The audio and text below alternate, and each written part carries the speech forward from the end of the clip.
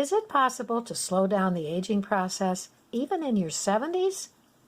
Well, stay tuned, because I have done it, and I'm going to show you how maybe you can do it too. I can't emphasize enough how important it is as we get older to maintain a good level of health. I have seen a number of my friends go from being very healthy to aging rapidly and, frankly, becoming decrepit. It's not how old we live, it's how well we live. I have been healthier in the last 3 years than I have been for the most part of my life. And what happened to change my health and turn it around was basically beginning to move and change my diet. Now, I say the word diet not in a way where I went on a diet to lose weight. I made a conscientious decision to change what I put in my mouth. And in doing so, and in moving more, and in beginning to walk, and beginning to exercise, something happened that I did not expect. I began to lose weight slowly without even realizing I was losing weight. What alerted me to it most was when I went to my doctor and I kept getting on the scale. And I used to go in there like this. Oh, I don't want to go near the scale, because I topped over 200 pounds. But I noticed over the past year and a half, 2 years, that each time I went to the doctor, the scale showed it. I was losing weight. And the first 15 pounds didn't really register because I wasn't dieting. I was just changing my lifestyle a little bit. But I have now gotten down to a weight that I was at when I was in my 50s and 40s. And unfortunately, I have to go out and buy all new clothes. Oh, gee, boo-hoo me. But it's not the fact that I'm slimmer and that I look better, but it's the fact that I feel better. By dropping some of that weight, it freed up some of my bones and joints, and I don't creak, I move quickly, and I feel good. And I think we all need to examine what it is we're eating. There is so much out there, and there is so much new information about all the processed foods that we have been ingesting for the past 25 years that lead scientists to believe that there is a lot of chronic illness because of what we are eating.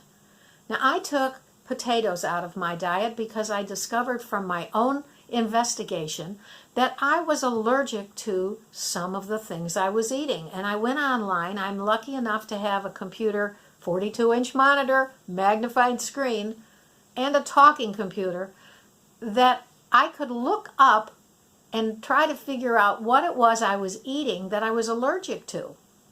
And I found this group of nightshade product, a family of nightshade vegetables, and I really never heard of them, but they consisted of tomatoes, potatoes, green peppers, eggplants, and blackberries, and there might be one or two others. Well, nobody wants to give up potatoes, tomatoes, and green peppers. Those are wonderful foods to make foods taste good and give you comfort food. But I took them all out of my diet. And like a child feeding an infant, I reintroduced them over a period of time. And each time I reintroduced one of these products, and I only did one at a time, what I found was I was getting pain. Now, if I go to the doctor and say, "Doctor, I have pain in my hands, I can barely lift this bottle of Coke," well, the first thing he would say is, "Well, you probably have some form of arthritis." And he might do some arthritis tests. But that wouldn't show what I have. What I had was an allergy to this particular food group. So by taking them out of my diet, it removed a tremendous amount of aggravating pain from my hands, which we all need to use them. And if you can't grip something and open it, that's pretty uncomfortable. So I wanted to share that with you. The other thing I did was everybody was on this kick that I knew. Keto diet this, low carb this. And I thought, I wonder if I should take out noodles, rice, and flour from my diet. So without being told to do that, because I'm terrible at dieting, I just can't follow them, I chose to do that on my own. Now, what ensued from that was very interesting. First of all, my husband, bless his heart, was a meat and potatoes fellow. And he didn't like a lot of vegetables. He didn't like cooked vegetables. He didn't eat a lot of salads. And so we had basically meat, rice, noodles, and one vegetable. Normally it was corn, because that's what he liked.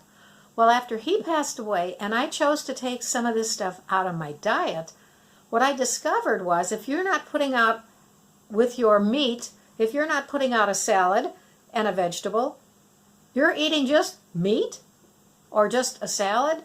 So I began to use more vegetables and became more adept at cooking different types of vegetables. And what it ensued was that by taking out the white products out of my diet, I still maintained that loss. Now, does it mean that I never had a dessert? No. Did it mean that I never had a sandwich? No, because I wasn't allergic to them. But I also felt that maybe by eliminating some of those, it might make me feel healthier. Well, it did, because I began to eat a lot of fresh vegetables. And I cooked them myself, and I did a lot of stuff that was not processed food. And because of that, I wanted to share that with you.